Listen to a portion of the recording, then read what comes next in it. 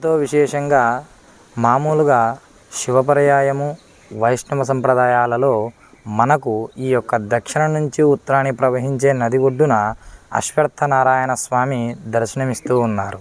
అలాగే ఇక్కడ అశ్వత్థనారాయణ స్వామి అనంటే సింగరభట్టు అని మహర్షి.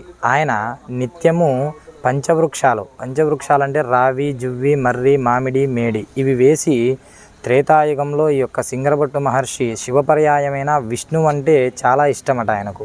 అందుకు లక్ష్మీ సమేతంగా ప్రతిష్ఠ చేయాలా అని చెప్పేసి శివుడు పార్వతీదేవికి సగ భాగం ఇచ్చే అర్ధనారీశ్వరుడు ఎట్లా అయినాడో అలాగ విష్ణుమూర్తి కూడా ఇక్కడ ఈ యొక్క రావి చెట్టు, వేప చెట్టు కింద లక్ష్మీ సమేతంగా దర్శనం ఇవ్వాలా అని చెప్పేసి ఆయన తపస్సు చేస్తూ ఉన్న సమయంలో ఆయన కొంతకాలం తర్వాత రాముడు రావణాసుని సంహరించాక ఇక్కడికి వచ్చి ఈ యొక్క నదిలో స్నానం ఆచరించి ఆ యొక్క సింగరభట్టు మహర్షిని కోరగా ఆయన ఒకానొక సందర్భంలో ఆ యొక్క పాతకాన్ని, బ్రహ్మహత్య పాతకాన్ని ఈ యొక్క సింగరభట్టు మహర్షి తీసుకొని కొంతకాలం తపస్సు చేశాక ఈ యొక్క స్థానంలో విష్ణుమూర్తి ప్రత్యక్షమయ్యారట.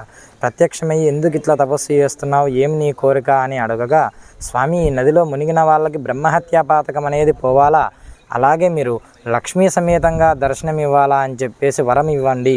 ఇక్కడ వచ్చి ఈ వృక్షాలకు ఎవరైతే ప్రదక్షిణలు చేస్తారో, మీ యొక్క దర్శనం చేసుకుంటారో వాళ్ళకి సకల పాపాలు పోయేటట్టు ఆశీర్వచనం చేయండి అని చెప్పేసి వరం కోరగా, కొంతకాలం తర్వాత నా విగ్రహం అనేది నదిలో వస్తుంది, నా విగ్రహాన్ని ప్రతిష్ఠ చెయ్యి, అలాగే మీరు ఇక్కడ ఈ రాతి విగ్రహంలో మీరు దర్శనం ఇవ్వండి, మీ దర్శనం ఇచ్చాకనే నా దర్శనం అనేది ఈ నదిలో వస్తుంది, నా విగ్రహం వచ్చినప్పుడు మీ యొక్క విగ్రహాన్ని, నా యొక్క విగ్రహాన్ని ఒక శుభదినమున ప్రతిష్ఠ చేయి అని చెప్పేసి చెప్తారట. అలా చెప్పంగా ఈ యొక్క సింగరభట్టు మహర్షి అనే ఆయన నిత్యము తపస్సు చేస్తూ త్రికాల సంధ్యావందనం చేసుకుంటూ ఈ నదిలో స్నానం ఆచరిస్తూ ఉండగా తెల్లవారుజామున సూర్యుడికి అర్ఘ్యం వదిలేటప్పుడు మూడో మునగ మునిగి పైకి లేచినప్పుడు స్వామికి అశ్వత్థనారాయణ స్వామి విగ్రహం అనేది చేతిలోకి వచ్చిందట. రాగానే మాఘమాసంలో శనివారం రాత్రి 3వ ఆదివారం అనంగా ఆ స్వామిని, అశ్వత్థనారాయణ స్వామిని ప్రతిష్ఠ చేయడం జరిగింది. అలాగా ఎప్పటి నుంచో ఇప్పటి వరకు భక్తులు ఆ యొక్క స్వామిని దర్శిస్తూ అశ్వత్థనారాయణ స్వామిని దర్శించి వాళ్ళ యొక్క ముడుపులు చెల్లించుకుంటూ కోరికలు నెరవేరుస్తూ స్వామి దర్శనమిస్తూ ఉన్నారు. అలాగా కొంతకాలం జరిగాక ఈ యొక్క సింగరభట్టు మహర్షి ఆయన శరీరాన్ని అనేది నదిలోనే విడిచేశారట. విడిచేశాక ఆయన కింద ఉండే శిష్యులు ఆ యొక్క స్వామి రూపాన్ని రాతి రూపంలో ప్రతిష్ఠించి ఆ స్వామిని కూడా ప్రతిష్ఠ చేయడం జరిగింది. ఇక్కడికి రాముడు వచ్చారా రాలేదా అనే దానికి నిదర్శనం ఆ అశ్వత్థనారాయణ స్వామి వెనక భాగాన ఆంజనేయ స్వామి దర్శనమిస్తున్నారనగా.